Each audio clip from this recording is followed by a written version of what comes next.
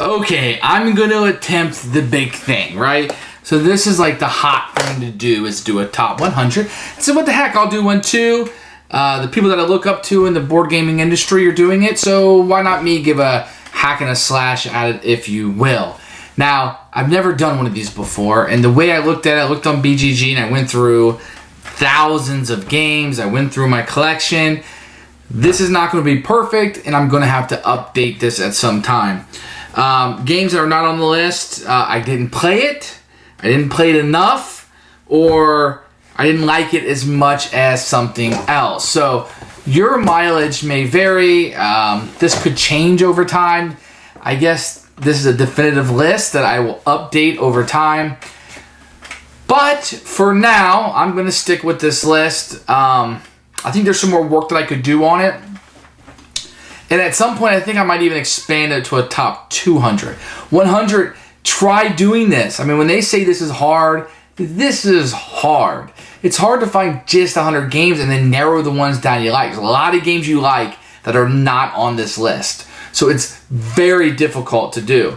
I'm excited to get some feedback about it. I'm excited to hear what some of the people who watch my reviews think about my top 100. But what I enjoy the most is telling people about games they may not have heard of. I really like doing that.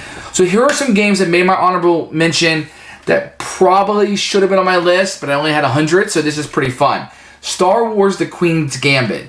So this is a really fun game, and this I'm going to give you some games that are not in any particular order. Very fun two-player game, one of my go-to ones, especially if I'm playing two players and they like Star Wars. It's something I'll go to really quickly. I like the Memoir 44 feel. I like how there's three things going on, and really one is more important than the other, but you need this to do that, which helps this and helps that. Yet it's all presented simplistically.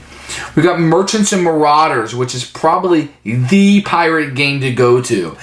It's just so long, and it's really hard to get to the table. You want a certain amount of people to play, but it adds in some analysis paralysis, so it takes away from it a little bit, but it's really fun to play.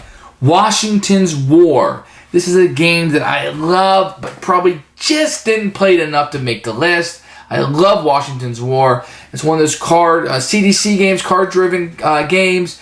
It's really fun. I like this time period in American history. I love General Washington. He's one of my most favorite historical figures. People talk about Lincoln all the time. I like Washington a lot. I like his history, where he came from.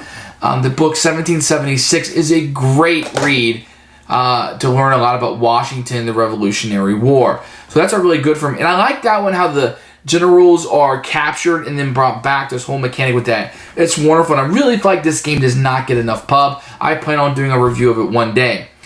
Agricola, All Creatures Big and Small. The reason why this one didn't make the list is because of the size of it. I'll be honest. I have a little bit of a bias. I'm making my top 100 to small games because they're fun. I play them a lot. They move quicker, but I don't have that epic feel. And because I play them more, I get tired of them more. The options are more limited. So when you have Big Brother Agricola, or you can play Agricola Small, you're going to play this more because of the time constraints, maybe who you're playing against doesn't want to play a big game. But I think if you had an option, you would pay its Big Brother, although it's a wonderful little two-player game. Takanoku. Now, I have the collector's edition of this. It looks wonderful on the table. I pre-ordered the Chibis, which I think is the expansion collector's edition, so I don't have that yet.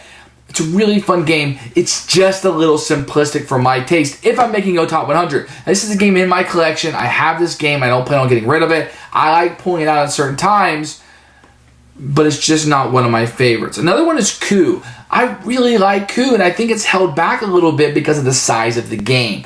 It's so easy to pick up and play. You'll play 10 or 15 games, and you just kind of look up where did the time go. It's a really fun deduction game that I highly recommend, and enough that I wanted to recommend it here. Seasons is another one. This is a game I only play two-player. I just didn't play it enough. You asked me my top 25, 30 two-player games. This is going to be on it. Maybe even a shorter list than that. I really like it. I just need to get to the table more, and I don't get to the table as much as I should.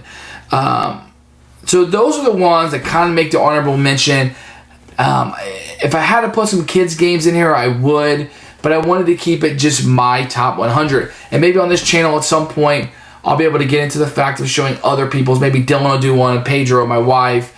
I'd even like to do maybe a top 10 with my kids to see what their favorite games are. But for now, this is what I have with my resources.